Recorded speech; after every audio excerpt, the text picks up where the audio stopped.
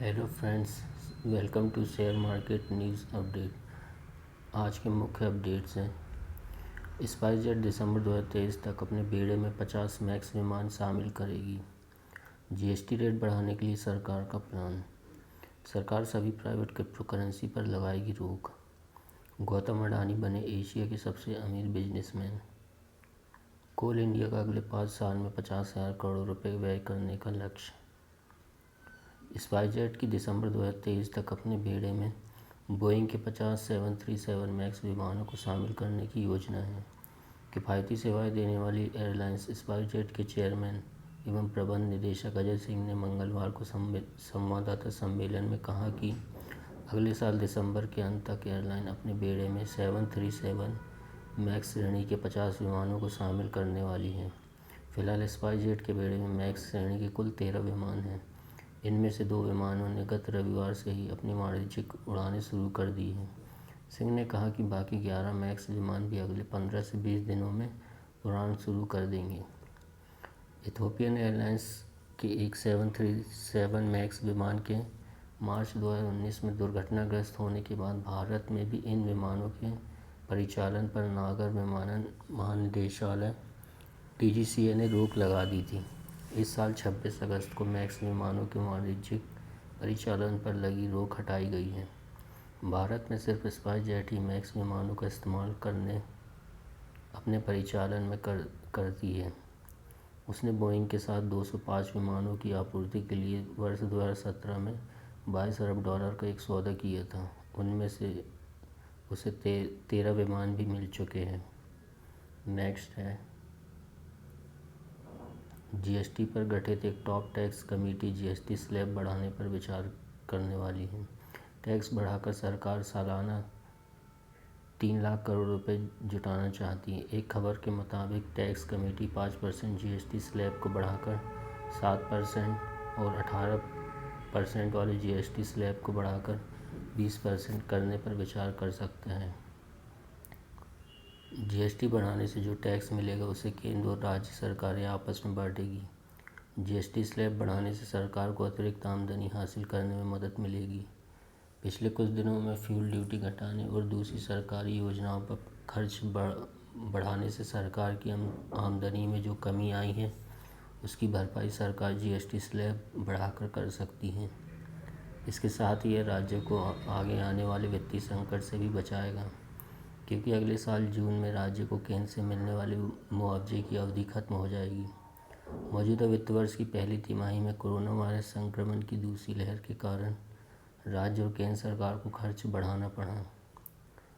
Corporate और personal income tax rate के साथ डीजल और पेट्रोल के रेट भी घटाए जा चुके हैं।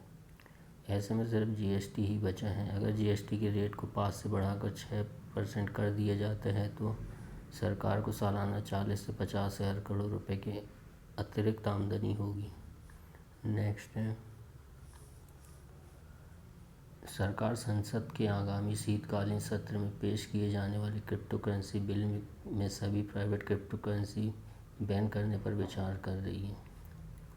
जानकारी के अनुसार सरकार प्राइवेट क्रिप्टो करेंसी रखने वालों के लिए एक टाइम लिमिट के अंदर उससे बाहर निकलने के लिए छूट देने पर भी विचार कर रही है।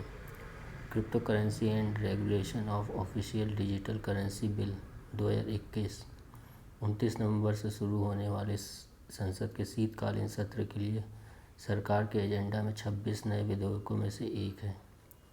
सरकार ने क्रिप्टो करेंसी में इस्तेमाल की जाने वाली तकनीक के कानूनी इस्तेमाल पर रोक नहीं लगाने का भी प्रस्ताव दिया है और डिस्ट्रीब्यूटेड लेजर टेक्नोलॉजी के इस्तेमाल से छूट का प्रस्ताव भी है। नोटिफिकेशन के अनुसार विधेयक का मकसद आरबीआई की तरफ से जारी की जाने वाली आधिकारिक डिजिटल करेंसी के निर्माण के लिए एक सुविधाजनक ढांचा तैयार करना है।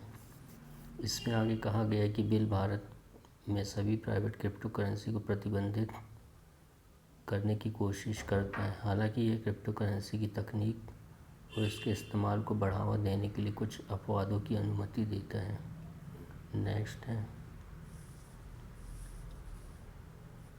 मुकेश अंबानी को पीछे छोड़ गौतम अडानी एशिया के सबसे अमीर बिजनेसमैन बन गए हैं। यह उपलब्धि गौतम अडानी ने पहली बार हासिल की है।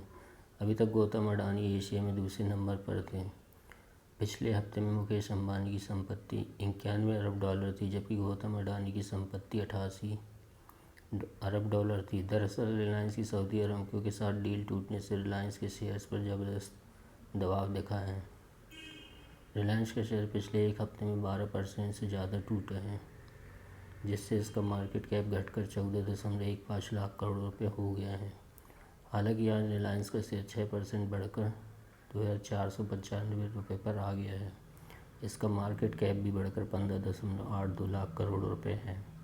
उधर दूसरी ओर अडानी की कंपनी के शेयर में लगातार तेज़ी रही है। नेक्स्ट अपडेट है, सार्वजनिक क्षेत्र की कंपनी कोल इंडिया लिमिटेड ने बुधवार को बताया कि कंपनी का अगले 4 से 5 साल में 40 से 50 हज़ार करोड़ रुपए पूंजी व्यय करने का लक्ष्य है।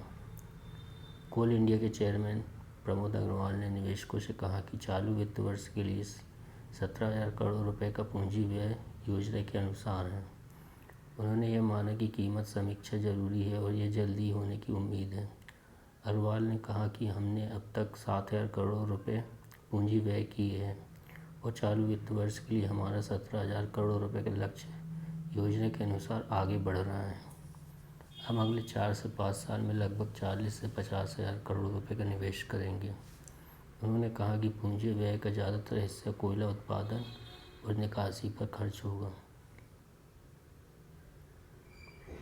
Thanks for watching.